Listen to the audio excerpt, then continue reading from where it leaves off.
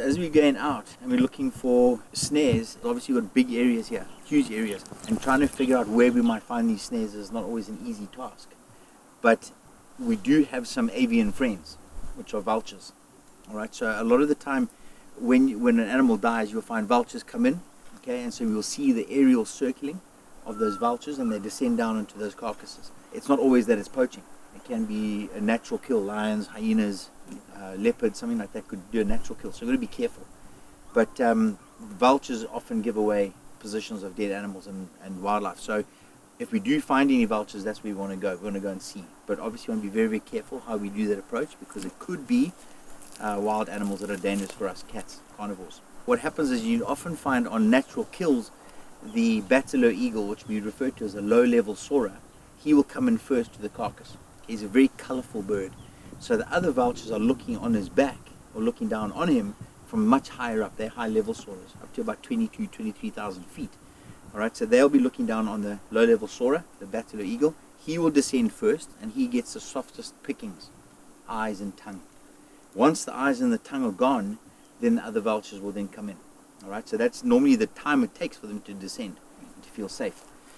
Alright, so the lappet-faced vulture has got the biggest beak, and he will normally come in and he will open the carcass up. He goes in through the anus and the soft parts of the stomach. He opens the carcass up. Then the white-backed vultures will come in next, and they are numerous. They'll go into the carcass and they'll eat the flesh, they'll eat the heart, the lungs, all the soft tissues, and they'll eat from the, basically go inside the carcass and eat almost their way out. Alright, so white-backed vultures. Next in this part of the world, you'll get the hooded vulture. He comes in, he's got a very long beak, and he will go and take the bone marrow and he'll pull it out, and all those little choicey bits, morsels between the bones, he takes those out and he eats them. A much smaller bird. Then the last one to pitch up is the white-headed vulture. He's quite a nice robust vulture. He comes in and his program is he eats the sinews and the tendons. Alright, so all these different species, the 5 different species of bird that I've named there, they all eat different areas of that carcass, meaning that they don't compete against each other, but they will compete in their own family groups. Alright, so the most numerous of the vultures is white-backed. So we'll often find them circling around, and there'll be maybe 100 of those birds circling. Alright, we use that to detect where a poacher might have been, but that's also a giveaway for the poacher. So unfortunately today what's happening is a lot of poachers are carrying around poisons, and they will take meat off the carcass, they will lace the meat with poison and put it down in the bush. The vultures will come down, descend on those pieces of meat, pick them up, eat them, and then die.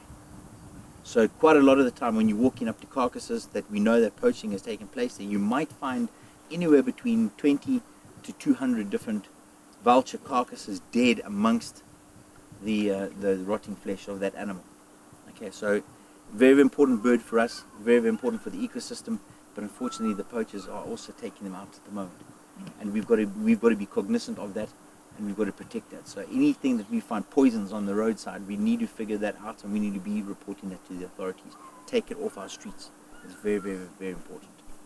Okay, good. Let's go and see what we can find.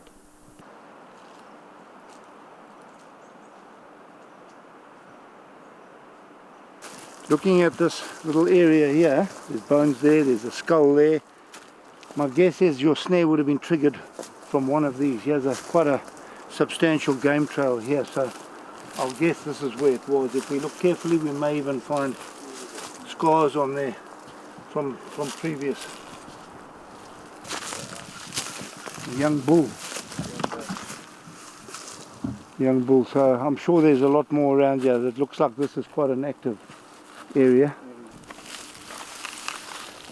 Yeah, so we've got a young bull here. It's pretty old, a year or 2 years probably, but it's some time ago. So it shows this snaring's not new. It's been around for years and years, but this would have provided a lot of meat. You can see more bones over there, so it could have been one that was caught and never recovered, and the hyenas and other things would have spread that around, but it looks like the bones are quite spread around, so I guess they didn't take the whole thing, if they did take any of it.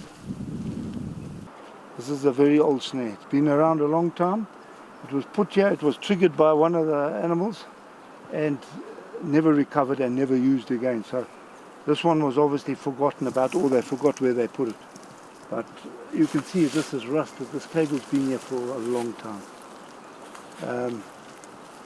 So yeah, although it's not doing anything, it's still good to get it out of circulation.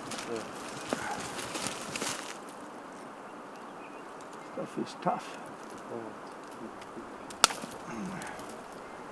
There we go.